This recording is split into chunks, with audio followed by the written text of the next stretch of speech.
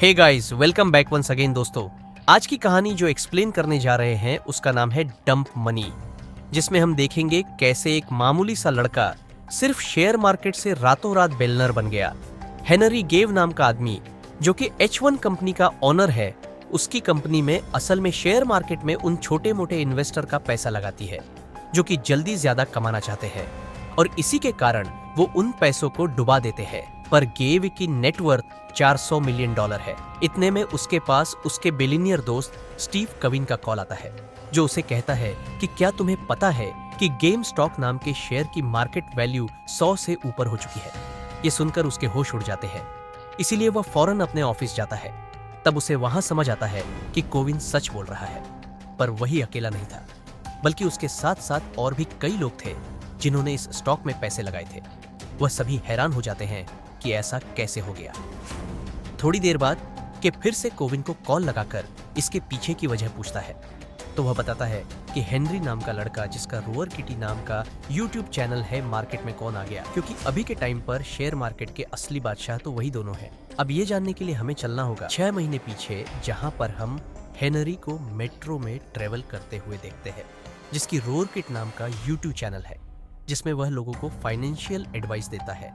वो आज अपने दोस्त से मिलने के लिए जा रहा है जो कि वॉल स्ट्रीट में काम करता है।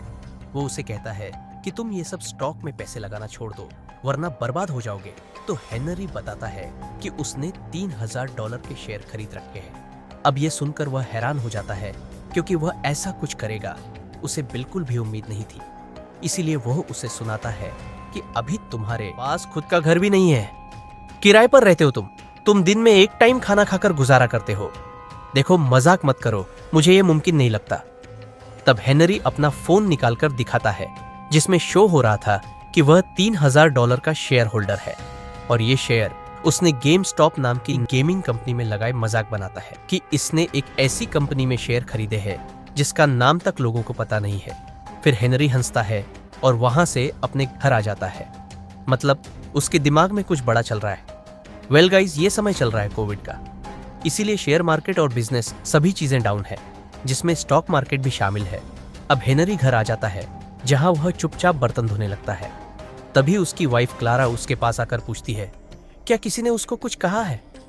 तो वह कहता है कि हाँ, पेनी बोल रहा था कि मैं गेम स्टॉप के ऊपर सट्टा लगाया ना, कि इन्वेस्टमेंट की है। तो क्लारा बोलती है कि तुम लोगों की मत सुनो, अपनी सुनो। तुम्हें अच्छे से पता है कि गेम स्टॉप आगे जाकर क्या करने वाली है, इसीलिए जाकर अपनी वीडियोस पर ध्यान दो। हेनरी को थोड़ा कॉन्फिडेंट मिलता है, इसीलिए वह नीचे जाकर अपने चैनल पर लाइव आ जाता है और अपना पोर्टफोलियो भी लाइव कर देता है, जिसमें साफ साफ शो हो रहा था कि उसने क्या क्या शेयर खरीदा है और कौन सा उसने बेचा है। इस दौरान वह अपनी ऑडियंस से बातें करते हुए उन्हें बताता है कि मैंने अभी भी गेम स्टॉप नाम की कंपनी में $3000 का शेयर खरीदा है। मुझे यकीन है कि आप लोग भी उसको खरीदेंगे, क्योंकि मैं सभी का फायदा कराना चाहता हूँ। उसकी इस वीडियोस को एक नर्स भी देख रही थी, जिसके पास बैठा बंदा उसे क्या कहता है, यार तुम ये क्या देख रही हो? अगर मुझे इन्वेस्ट भी करना होता तो मैं ऐसे लोगों की कभी बात नहीं सुनता। वो नर्स बोलती है कि इसको 7 लाख लोग लाइव देख रहे हैं, कोई मामूली बंदा तो नहीं है। ये उसके जाने के बाद वह हेनरी के कहने पर गेम स्टॉप के 700 स्टॉक खरीद लेती है। मतलब जितने लोग इस स्टॉक को खरीदेंगे उतना ज्यादा इसका प्राइस बढ़ता जाएगा। देन हम दूसरी साइड और गेम स्टॉप के स्टोर पर ही काम कर रहे एक लड़के को देखते हैं, जिसकी नेट वर्थ मात्र $16 है, पर वह भी अपनी उन्हीं सेविंग में हेनरी के कहने पर स्टॉक खरीद लेता है। ऐसे ही कुछ और भी थे, उस शेयर को खरीद रहे थे, जिसको देखकर हेनरी सभी से कहता है कि देखो, $3 के शेयर $10 के हो गए और हम कुछ भी कर सकते हैं। अभी तो मुझे इसको सबसे बड़ा स्टॉक बनाना है, इसलिए ज्यादा से ज्यादा लोगों के पास शेयर करो इस वीडियो को। हेनरी को भी अंदाजा नहीं था कि यह लाइव कुछ ही घंटों बाद उसकी पूरी जिंदगी बदलने वाली है, और इसके साथ कई और ऐसे लोग हैं जो रातों रात अमीर बनने का सोच रहे हैं। इस बीच घर के बाहर एक कार आकर रुकती है, जो कि उसी की थी, लेकिन उसका छोटा भाई बिना बताए कार लेकर चला गया था। इसीलिए हेनरी उसे बहुत डांटता है। कुछ अमीर स्टूडेंट को देखते हैं जिनकी होम पार्टी चल रही है। इसमें सभी की नेटवर्थ लाखों डॉलर की थी। इसी में से एक हार्मनी नाम की लड़की, जो कि एक डेयर के चलते $22,000 के गेम स्टॉप के शेयर खरीद लेती है, जिससे कि अब उसका मार्केट प्राइस $14 का हो गया, जो कि अभी तक की हिस्ट्री में गेम स्टॉप का सबसे ज्यादा था। वहीं एक और हम दो बिलियनियर को देखते हैं जो कि आपस में अपने तीसरे बिलियनियर दोस्त से बात में लगे हुए थे, जिस बीच केविन गेव को बताता है कि क्या तुम्हें पता है कि गेम स्टॉप के शेयर अभी तक के उसके इतिहास में सबसे ज्यादा प्राइस में है। जो सुनकर वह हंसने लगता है और कहता है कि क्या तुमने मीम्स को देखे हैं लोग, ये को लगता है कि ऐसे करके वह हमसे अमीर बन जाएंगे। जो सुनकर केविन उसको पोजीशन होल्ड करने को कहता है। गेव को भी सही लगता है, इसीलिए वह गेम स्टॉप पर $6 लाख के शेयर पर अपनी पोजीशन होल्ड कर देता है। यानी कि जो कोई भी छोटे मोटे लोग अपने पैसे लगा रहे हैं इन 50,000 शेयर पर जो कि $6 लाख के है, अगर वह डूब गए तो उनका सारा पैसा डायरेक्ट गेव की जेब में आएगा। जब यह न्यूज बाहर जाती है कि H1 के सीईओ ने गेम स्टॉप पर पोजीशन होल्ड कर ली है, तो सभी रिटेलर होल्डर गुस्से में आ जाते हैं और सोशल मीडिया पर यह जंग छेड़ देते हैं कि इस बारी हम अपना पैसा उनके जेब में जाने नहीं देंगे, बल्कि इस बारी उनका पैसा हमारी जेब में आएगा, क्योंकि सभी ने सही जगह पर पैसा लगाया है। इस दौरान हम हेनरी को दिखाया जाता है जो अपने सेटअप के सामने बैठा मार्केट गैप को देख रहा है, जिसमें लोग उसका शुक्रिया कह रहे हैं क्योंकि $3 से $21 तक वो स्टॉक पहुंच गया है, जो देखकर हेनरी भी बहुत खुश होता है और वो उन सभी से कहता है कि मैंने इस साल अपनी बहन को कोविड की वजह से खो दिया। बहुत ही खराब साल रहा है ये मेरा, लेकिन आप लोगों ने इसके एंड में काफी अच्छा बना दिया इसे।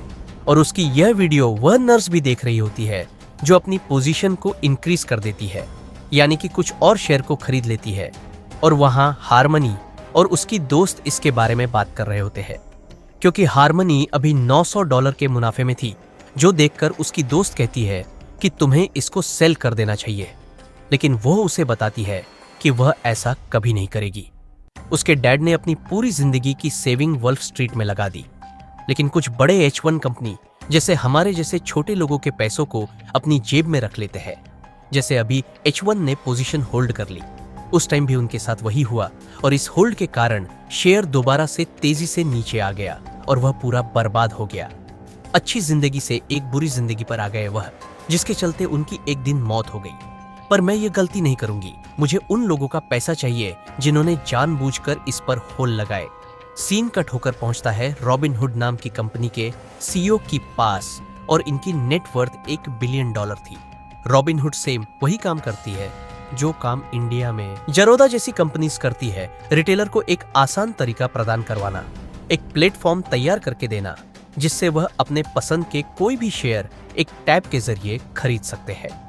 बेसिकली एक ऐप। इसके बाद हम गेव और कैन को बैडमिंटन खेलते हुए देखते हैं, जहां वह कैन से कहता है कि मैंने गेम स्टॉप और शेयर होल्ड कर दिया, तुम भी ऐसा कर सकते हो, पर वह मना कर देता है।